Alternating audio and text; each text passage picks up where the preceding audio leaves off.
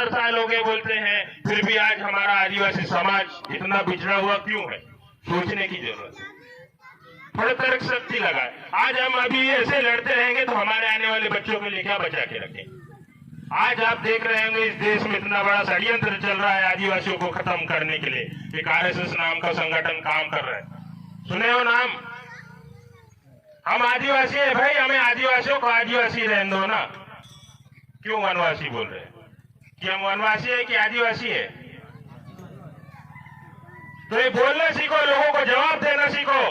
इस गांव के सरपंच, जनपद सदस्य, जिला सदस्य जो भी है उनसे सवाल पूछना सीखो। विधायक भी पड़ोस का ही है। कभी आप लोगों ने किसी समस्या को लेके गए उनके घर पे? गए क्या? क्यों नहीं गए? वोट दिया है ना? वोट दिया तो आप लोगों का हक है, कोई भी हो,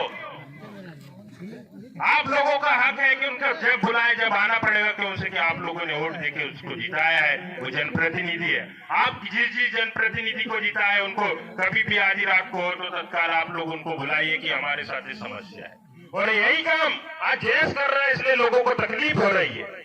यहाँ के सांसद महोदय को तकलीफ हो रही है, यहाँ के विधायक को तकलीफ हो रही कि यार एक जयेश नाम का संगठन कर रहा है, काम कर रहा है इस जिले में, जो कि आदिवासियों की आवाज को बुलंद कर रहा है और सभी मूल निवासी समाज की आवाज को बुलंद करने का काम कर रहा है। इसे कैसे रोका जाए? हमारे लोगों को लड़ाता है। अभी वो देखना, नाना प्रकार की बातें आएंगी, धीरे धीरे आप जैसे जैसे संगठित होते जाएंगे नाना प्रकार की बात आते जाएंगी। और कि यार ये आदिवासी समाज एकता कैसे हो रहा है? हम तो इसको भाजपा और कांग्रेस और गोंडवाना में बांटना चाह रहे हैं, लेकिन एक कैसे हो रहा है? आप लोगों को इस जय सुविधाधारा से जुड़ना पड़ेगा। आप लोगों को बहकाने के लिए बहुत सारे लोग आएंगे। अरे क्या है भाऊ, उनका तो काम ही है, तो काम ही है वाय तोड़ भाषण से अंजन तोड़।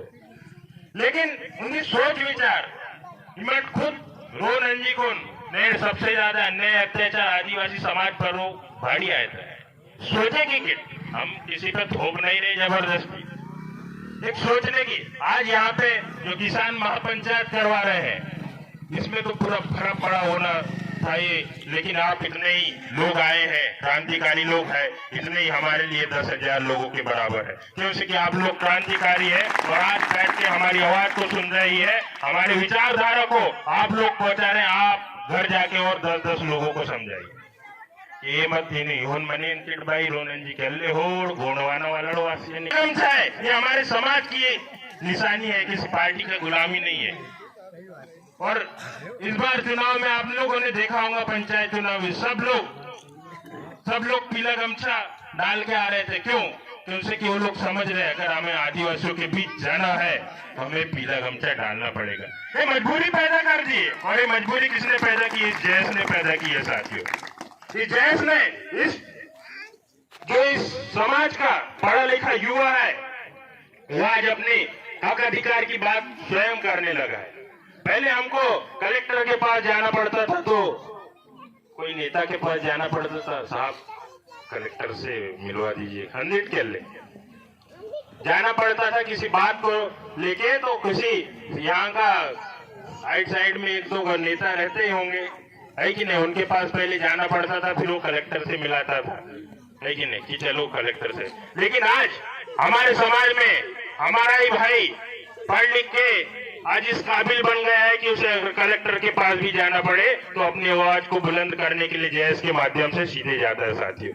जयेश ने हमारे लोगों को सीधा मंच दिया है। अगर किसी कांग्रेस या भाजपा का मंच होता तो यहाँ हमारे लोगों को तवज्जो नहीं दिया जाता है। इसी चीज की तकलीफ है, इसी चीज की तकलीफ दोनों पार्टियों को खल रही है।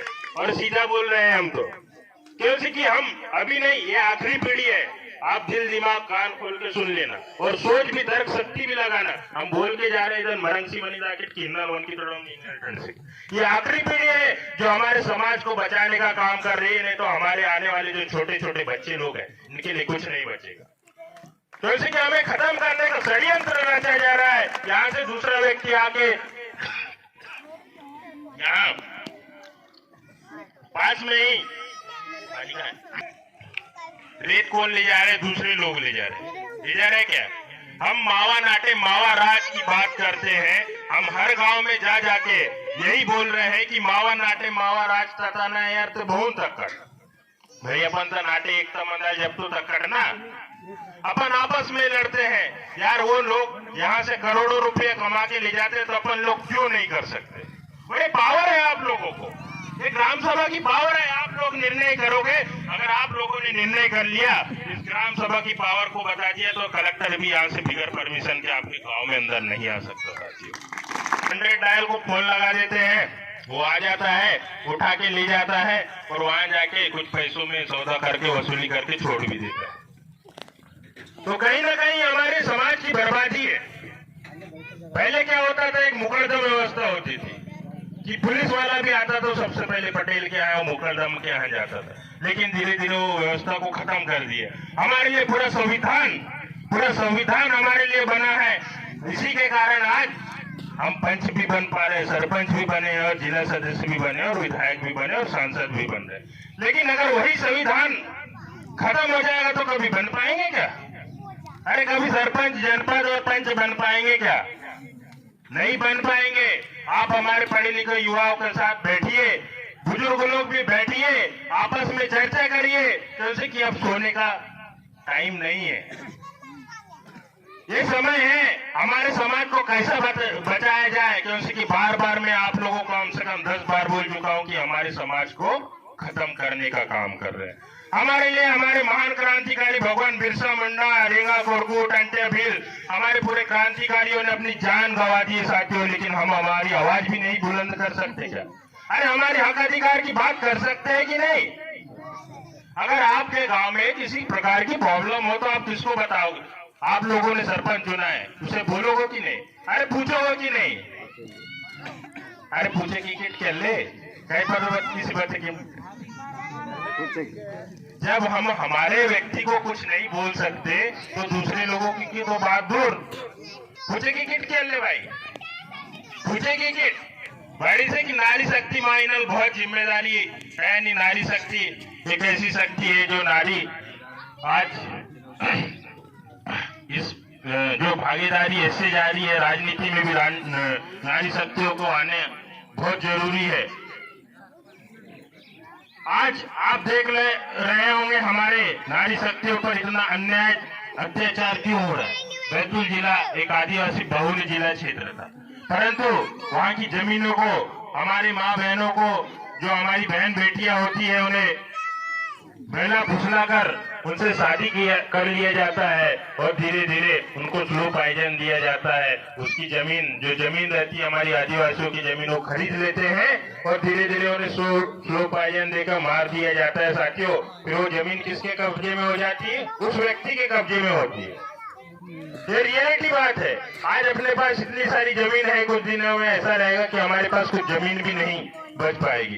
इसलिए ज्यादा नहीं बोलूंगा, आप लोग संगठित रहो, शिक्षित रहो और हमारे आने वाली पीढ़ी के लिए कुछ अच्छा करें, कुछ अच्छा कर्म करके जाएं, उनके लिए कुछ अच्छा, हमारे अधिकार है वो बचा के जाएं। बस इतना ही कहना चाहूंगा साथियों। आप लोगों को जय विचारधारा के साथ जुड़िए, निश्चित ही एक दिन नई क्रांति आएगी साथियों। आप लोगों को ये बता देना चाहता हूँ। इसी के साथ मेरी वाणी को यही विराम देता हूँ। सेवा सेवा जोहार। और 10 तारीख को भी जैस के माध्यम से पाटाखेड़ा